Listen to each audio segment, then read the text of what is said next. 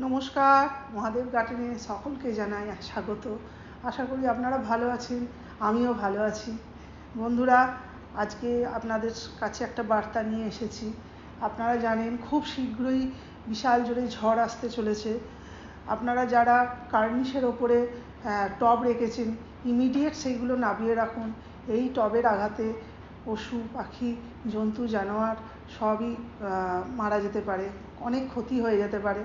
আর যাদের টব উঁচুতে রাখা আছে, বড় বড় গাছ হয়ে গেছে মনে করছেন, সেইগুলো ইমিডিয়েট নামিয়ে রাখুন, নাহলে ছাদও ফ্র্যাকচার হয়ে যেতে পারে।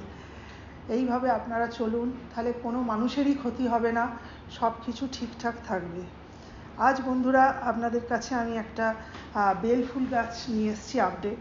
দেখুন আমার ছাদে এই বেল ফুল গাছে প্রত্যেক ডালে ডালে কুঁড়িতে ভরে গেছে এবং প্রচুর ফুল হয়েছে। কি করে এটা আনলাম সেই জন্যই আজ ভিডিওটা। আপনারা যারা এখনও এরকম ফুল পাচ্ছেন না, বা ফুলগুলো কালো হয়ে ঝরে পড়ে যাচ্ছে, লাল হয়ে যাচ্ছে, শুকিয়ে যাচ্ছে গাছের মধ্যে, তারা এক্ষুনি ওপরটা অল্প করে প্রুনিং করে দিন। প্রুনিং করে দিয়ে আপনারা কিচ্ছু করতে হবে না। আপনারা কলার খোসা 10 দিন জলে ভিজিয়ে রাখুন। ভিজিয়ে রেখে সেইটাকে যে পরিমাণ জলে ভিজিয়েছেন 10 দিন পরে তার 3 গুণ জল মিশিয়ে প্রত্যেক গাছের গোড়ায় একদম ভিজিয়ে দিন। দেখবেন 3 দিনের ভেতরে আপনাদের গাছ ভর্তি ঠিক এইরকম কুঁড়ি এসে ফুলে ভর্তি হয়ে যাবে।